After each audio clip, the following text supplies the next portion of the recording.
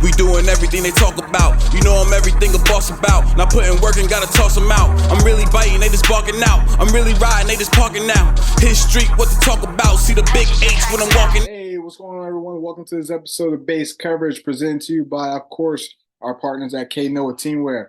And I'm your host, Jamal Clay, and we are in week 5 of the ELF. All right, we are almost at the halfway mark, and this is the turning point. This week is the turning point. You know, teams are going to start digging themselves the holes they can't get out of. A lot of teams are going to stay in contentions. Some teams are going to lose some important games, and we got a good amount of them this week. Obviously, you know, the Central is a 4-team race, and yes, I'm still including Barcelona, and we got Stuttgart and Stuttgart and Munich battling it out. Hamburg, teams like Hamburg and Berlin, you know, desperately need important wins. You know, Paris could almost literally drop out of, you know, contention. Yes, I'm saying it now because it's a battle in terms of the conference that they're in and the uphill battle they're going to have to climb to get out of. And what they've been showing us, I don't think they're going to be able to do it. So, you know, can they get a win and stop the bleeding, so to say? You know, we're going to find out. But this is the turning point for a lot of teams, and we're going to find that out this week. All right. Now, before we get into all that and break down the games and we'll go over some picks, here's a quick word from our partners over at Knoah Teamwear.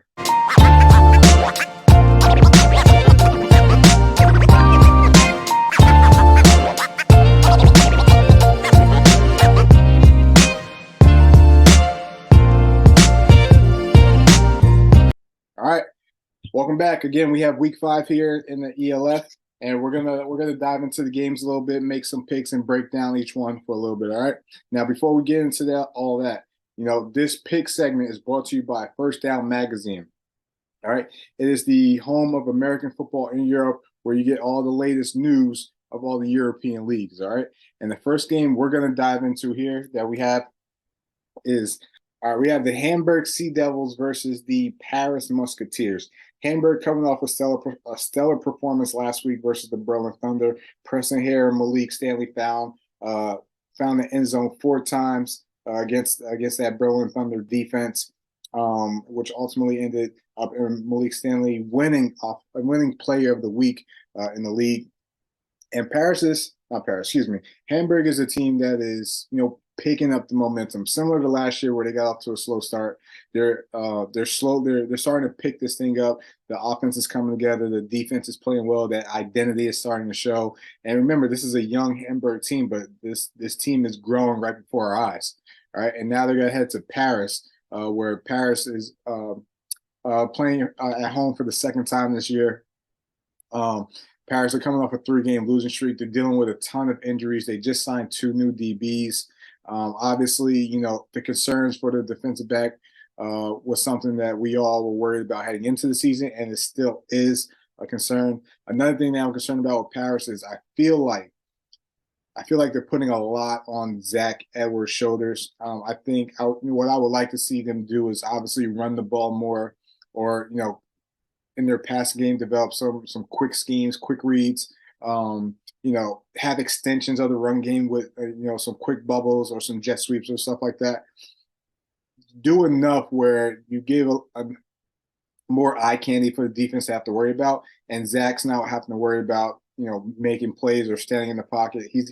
He's a quarterback right now that has taken a beating in the first 2 years in ELF, and that's continuing this year. But I think Paris is a team that is, you know, not only battling injuries but battling, you know, trying to get on their feet. So we'll see what happens. They're playing a team that's trending in the opposite direction of what they are. Hamburg's just keep going up right now on the meter. I think ultimately, believe it or not, I think this is going to be a close game. I think Hamburg still pulls it off though. So we'll see what happens. But Hamburg to win. All right. Next we got Helvetic Guards versus the Orion Fire. You know what? I think Asume really doesn't like me, right? You know, for all the games to schedule week 5. And granted, maybe he didn't know this was going to happen, but you schedule the homecoming, the return of Mr. Glenn Tunga.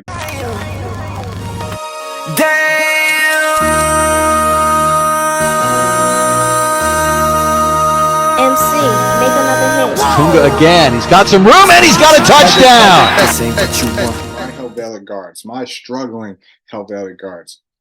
That's not a fair gift you're giving me, Mr. Sume. But needless to say, uh, the Ryan Fire welcome back Mr. Glenn Tunga. You know, all time, not all time. Last year, rushing leader in the ELF, over 1,400 rushing yards, 21 touchdowns. You know that says it all. This maybe we start to see a different dynamic in the Ryan Fire offense this week versus the guards. It's a great week to do it. You know, obviously they haven't been much of a run heavy team, but then again, they don't need to. You got the leading front runner for MVP and Jadrian Clark, who is having probably his best season he's ever had in Europe, and kudos to him. Maybe we see a more of a running attack this week, or maybe they slowly build in Glenn and spare him some touches just to break him in. Obviously, it's a long season, but we'll see. But the guards are going up against a team that is number one in interceptions and number one in sacks. And the guards are a team that struggles offensively. So I'm not going to dive too much into this. It hurts my heart. But welcome back, Glenn Tunga. Ryan Fire going to win this one. Next, Cologne versus Frankfurt. Cologne still has offensive struggles, ranked 16 in the league, not able to put up points. Judd Erickson didn't have a great showing his first one, but what do you expect from someone that just came in halfway through the week, doesn't really have the time and the chemistry, and maybe may not even know the whole offense yet? So I'm not going to judge him off that first week, but I would say Cologne's offensive struggles continue heading into this week, and they're playing the number 2 ranked defense in the league in the Frankfurt Galaxy. Frankfurt is a team that is clicking right now and has been playing their best ball since that demolished beating by the Rhine Fire. But then again, when you look at the teams that they beat, we got the Enthroners, we got Paris. They're going to play Cologne this week. Have they really been tested, right? And I think this week they're not going to get tested either, especially going against the Cologne offense. But we'll see. Needless to say, they've been taking care of the business, so you got to give them credit for that. Steve Cluley came in last week and didn't miss a beat.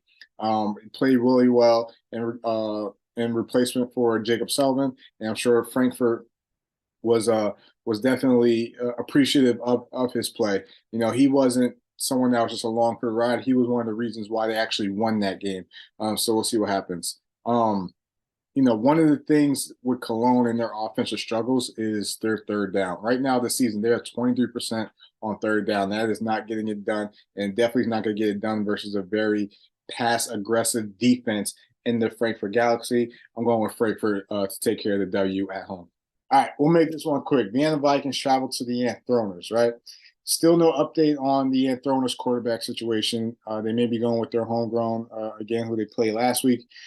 Vikings, let's call a spade a spade. Vikings have one of the easier schedules this year, and they're just doing what they're doing, taking care of business. I'm not downplaying in terms of who they are as a team, because I still think they're a good team, and I think this is a team that is getting better. I mean, over the past 2 games, they've been averaging 58 points per game. So we'll see what happens. I don't think this game is going to be any different. Vikings roll the Enthroners. Here we go. Upset alert, upset alert, upset alert. All right, Berlin Thunder travel to Leipzig to play the Kings. The Kings coming into this game on an emotional week, right? Hashtag save the Kings, right? With talks about them having to withdraw from the ELF. Berlin Thunder coming off a really, really bad loss versus the Hamburg Sea Devils last week. You lost Donovan Iceland with a lower body injury. You signed Slade Jarman, who played for the Russell Panthers last year. So we'll see how he's been able to gel with the team. I'm always weary about new quarterbacks heading into a game week, without having at least a bye in terms of understanding the offense, building the chemistry, and being able to put people in the right spots. So we'll see. Although, this is Berlin may be one of the top pass offenses. Leipzig, believe it or not, they actually match up well.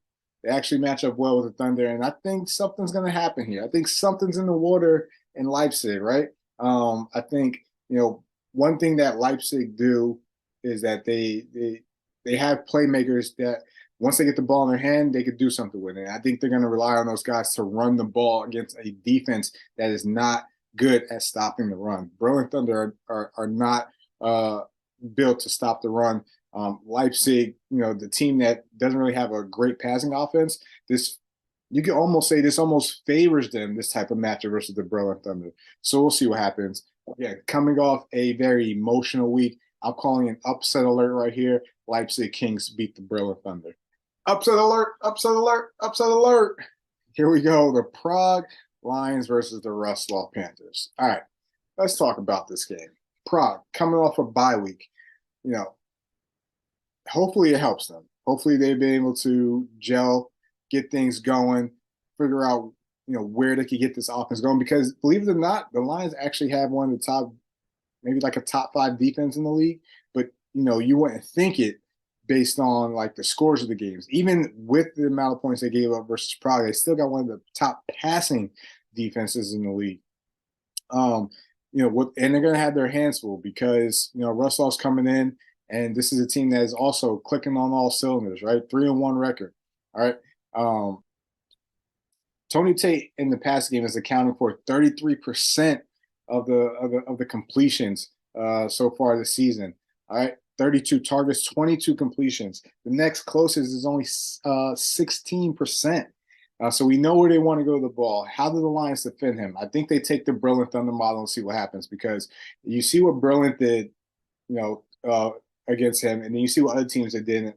And obviously, he's been going off each week. So I think the Lions really have to have a chance in order to have a chance, they got to find a way to stop Tony Tate, right? And Rodri Lewis, he's gonna have a big week this week in terms of his assignment. So we're gonna see what he's able to do. Like as I mentioned before, Prague won the top passing defense. I think, if you can find a way to just limit the big plays, similar to what Stuttgart did against the Raiders, all right? And if you could limit the big plays from the Panthers offensively, I think the Lions have a legitimate shot of getting their first win of the season. As a matter of fact, I'm going to pick the Prague Lions to beat the Wrocław Panthers in Wrocław, right? And one of the key factors of this game is Shazon Murphy, right? What I want to see from him this weekend is quick, decisive, confident decisions, and be accurate and make plays. That's all we got to see this weekend. If we see that part of Shazon Murphy's game, the Lions have something. And, we're going to see a different half of the season from the Lions. But I think this is a week that can jumpstart the Lions season. I think they could pull off the upset, because I think they have the defense to do it. It's all going to rely on offensively if they're able to put up points, and special teams has to show up. All right. If you want my advice, don't kick Tony Tate the ball, but I'm picking Prague Lions to win this game on the upset. Here we go. Milan versus the Raiders. Milan coming off a nice win at home versus the Guards. Raiders coming off a tough loss versus the Stuttgart Surge in a heavy defensive battle. They also had some tough losses, losing offensive guard Basil Weber and running back Sandro Platzgummer. Both guys are out for the season. We'll see. One thing that we learned about the Raiders is that if you could get them out of the rhythm, and if you could limit their playmakers, then they really can't get things going offensively. So we'll see what Milan can do. I don't think it's going to be much. Milan's defense has pretty much struggled, this season. I don't really count last week against the Guards. But a couple bright spots about Milan. Young Juan Calderon. Hey, this guy is, becoming one of my personal favorites. 19 years old. For me, front runner to win Rookie of the Year. Similar to like a Lewis Geyer trajectory, who I would compare him to. We'll see what they can do against this Raiders defense, who, stats may not show it, but this Raider defense is one of the top defenses in the league. And their second half adjustments have been some of the best we've seen thus far. So we will see what happens. We'll see if this is a bounce back week for the Raiders or if Milan can pull off the upset. The history of these two teams, especially playing in the CEFL, Raiders have always got the best of the Milan Seamen, and that's the route I'm going to go. I'm going to pick the Raiders to bounce back at home. I'm going to say Christian Strong and Jarvis turn the ship, get things back on track, and we'll see what happens. But I think the Raiders bounce back this week versus the Seamen.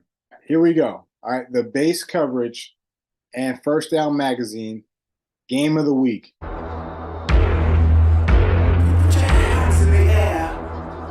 Not to one, not to one. You think that I'm running in place? Y'all really testing my pace. We're going to Munich. We're going to the Hofbräuhaus in Munich. We're going to Oktoberfest in Munich, right? The Stuttgart Surge travel to Munich to play the Munich Ravens. Man, this is going to be a good game because these are two teams that have very, very similar DNAs. Right? These are two teams that are going to play the full 60. So tune in for the whole game because they're gonna make you watch the whole game in terms of adjustments, how they're gonna attack each team differently. These teams are well coached, right? One thing that is a game changer is, and maybe I've been living under a rock, but the Riley Hennessy injury, hence why they went out and signed ELF OG Jan Wainwright at quarterback. The Riley Hennessy injury definitely went under the radar, but that's not going to change what I think about this game. All right, now let's break it down. Right, where does this game start? Where's the matchup? Right, it's the Munich run game versus the Stuttgart run defense. Right, obviously, these two teams are one of the tops in those categories. Actually, Munich's number 3 in rushing offense, Stuttgart's number 3 in rushing defense, right? And the run game helps Munich so much in their passing game in terms of setting up. They don't run just power or lead or toss just to do it. It's similar to, like the Los Angeles Rams. Like all their plays work off each other. There's like 3 or 4 plays working off the same action. So if they're able to get the run game going, and Stuttgart doesn't have good eye discipline on defense, then it's going to be a long, long game. All right. And then Stuttgart offensively, coming off a week where you just only put up 6 points, are you going to be able to attack this Munich defense that's been getting better since they played the Raiders, right? Offensively, they can score a lot of points, and they're going to make you play the full 60 in terms of they're not going to lose their identity. So if you're not disciplined on Stuttgart Surge defense, then it's going to be a long day for you. And then offensively, is John going to be able to team up with his former teammate Louis Geyer and make some plays, or get Yannick Meyer or Bryce McNully? So we'll see what happens. But this is going to be a great game. We go back to the Central for a 3rd week in a row. Just shows how exciting that conference is, right? And we'll see what's going to happen. But if Munich can pull off this win, the Central is going to be a mess, and I love a mess. I'm going with the Munich Ravens to win at home, get their first win at home as an organization, beat the Stuttgart Surge. Now, we don't know what's going to happen in the Central. So I'm rocking with the Munich Ravens this week. All right.